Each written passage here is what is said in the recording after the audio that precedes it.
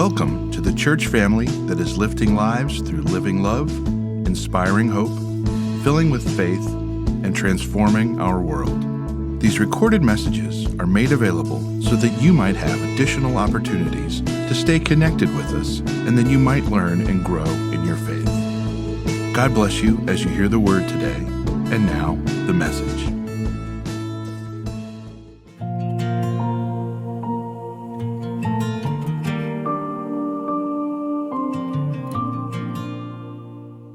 I'm Dawn McKnight, and I'm the office manager at the church.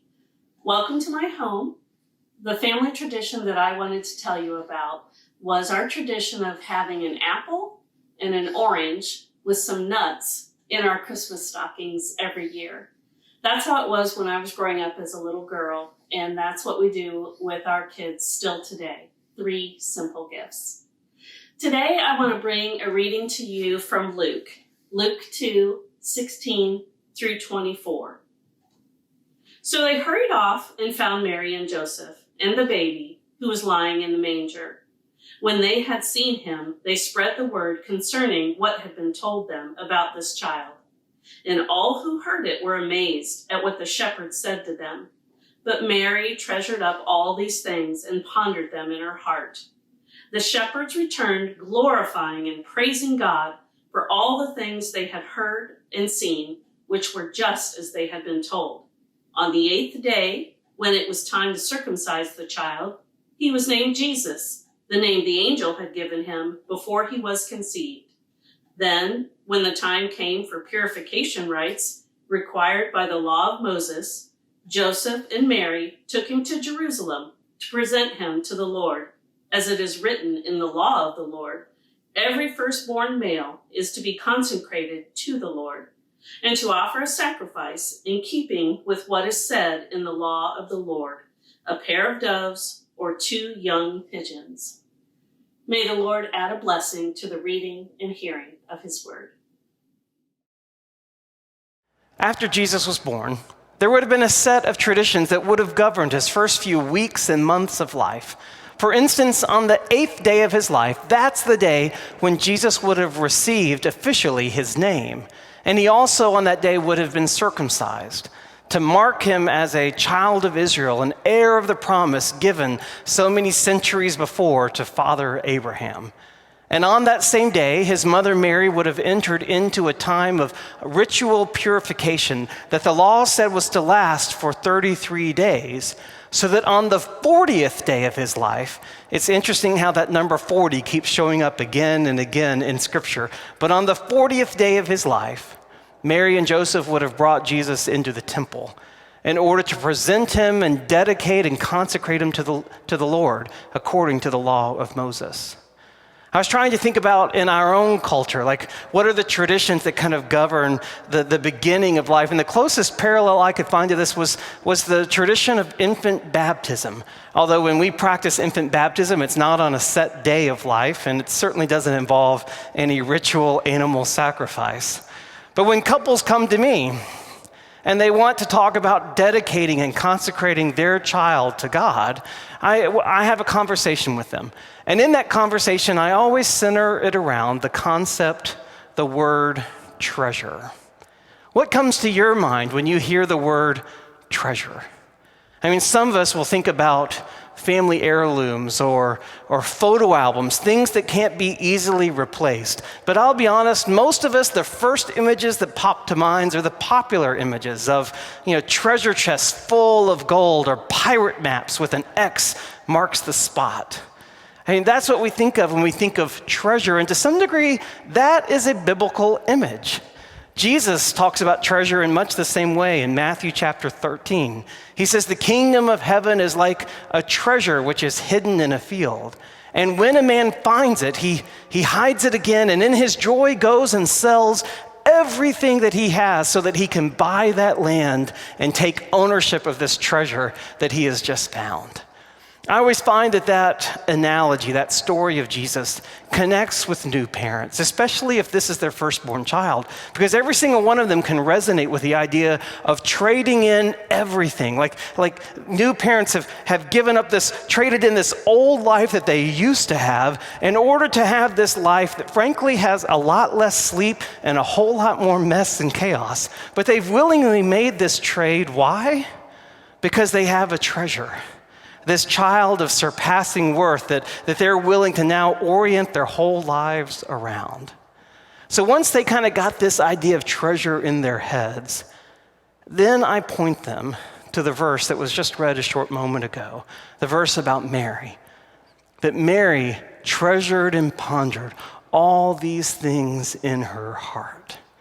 I mean, think about Mary after all the chaos of the Christmas night story, the pain of childbirth, the celebration of the shepherds, in the aftermath of all that, while all the other people are whooping and celebrating the good news of the angels, Mary sits back and she treasures.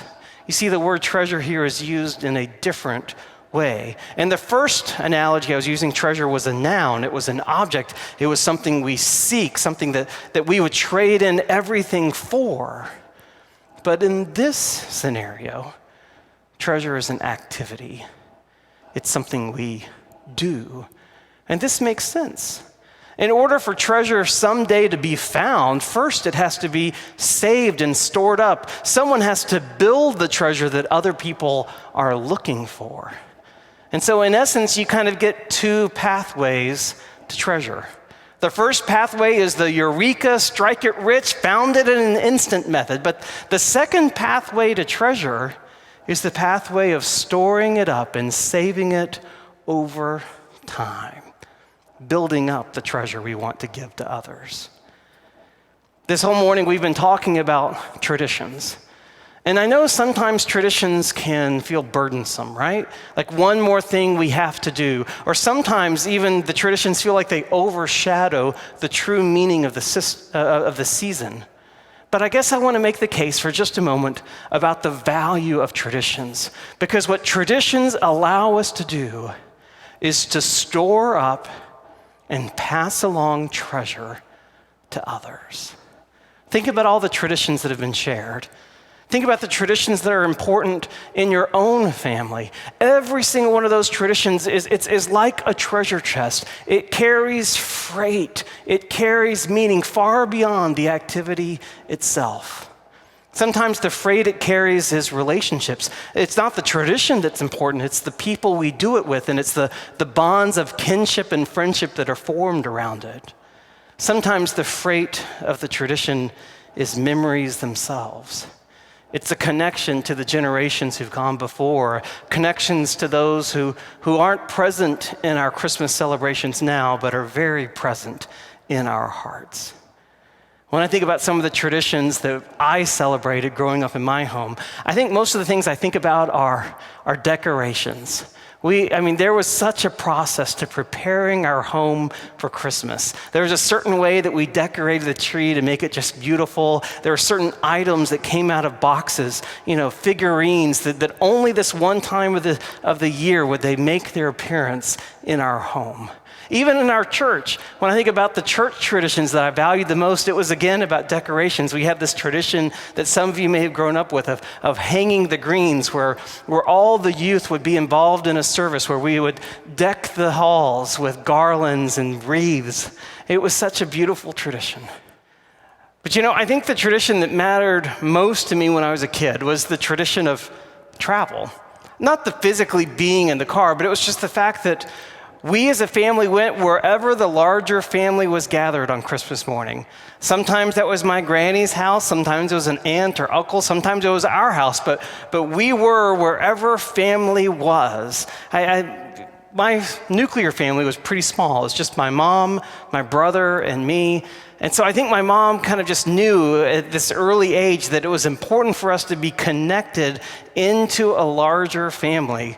And so we would go over to my granny's house and we would have, Christmas with all my aunts and my uncles and my cousins. That's my granny in this picture, kind of giving me a big bear hug, and my cousin John, who's making such a big face there, my cousin Mark giving me some treat he probably shouldn't be doing. And it wasn't just one side of the family. My mom always made sure we went over to the other side of the family too. So midway through Christmas, we would pack up all of our gifts and toys and go over to Grandmama's house. And Grandmama's house always had this huge feast, where all the uncles and aunts and cousins were together. And so when I think about the Christmas tradition, maybe travel isn't the right word. It was togetherness. That was the tradition that Mom passed on to my brother and I, because she just knew we needed a larger foundation of love and support in life. And when I think about that tradition of togetherness, I think, that's exactly the tradition that so many of us miss right now, that opportunity to gather. But that's what I'm getting at, is because of that tradition, I'm so glad that we have this treasure. And that's exactly the treasure that we draw on now, even though we're physically apart. In my own family, the tradition I started when our kids were little is I wrote letters to them. I wrote the first letter to each of my kids when Nathan was just born and Margaret was 2. And I knew at that time they couldn't read the words, much less understand or appreciate what I was trying to say to them. But I knew over time that those words would matter. And so every year we've saved up these letters and they're in a binder. And now it's one of our most precious family traditions. I remember the year when my kids were old enough that they turned around and wrote a letter to me for Christmas, how precious that was. And that's what I'm getting at, is that we are building up treasure in order to give on the next generation. That's what traditions are about. This year at church, I opened it up to everyone. I had a class called Letters from Dad, and I invited men to join me in writing letters to loved ones. We had 10 guys from our church that were part of this class with me. And as I started with them, I used this quote from Reggie Joiner, and I think it's applicable to what we're trying to say about traditions today. Reggie Joiner said, "What I leave for my kids isn't nearly as important as what I leave in them." That's what traditions are about. It's not something we leave for our kids, for the next generation. It's something we leave in them. And think about all the gifts that got unwrapped at your house.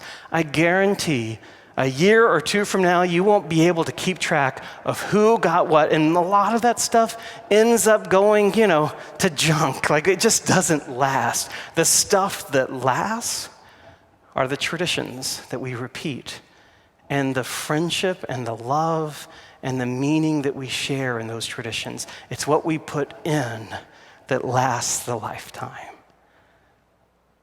So I take you back to Mary.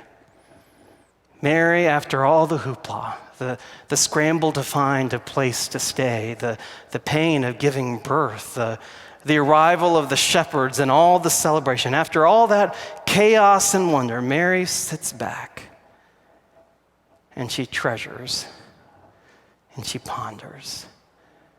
She stores up all those memories to hold in her heart and to someday pass along to Jesus, and indeed even to the church, this story that we tell every single year.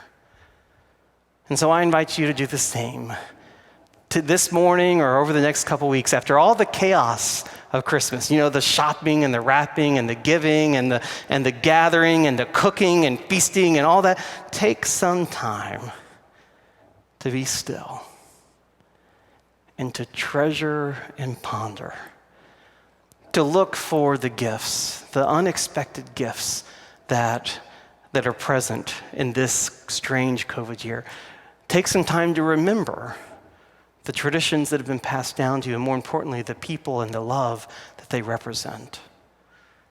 Take some time to find Christ's presence wherever you can this Christmas season, and take all those things and add them up into the treasure of your heart.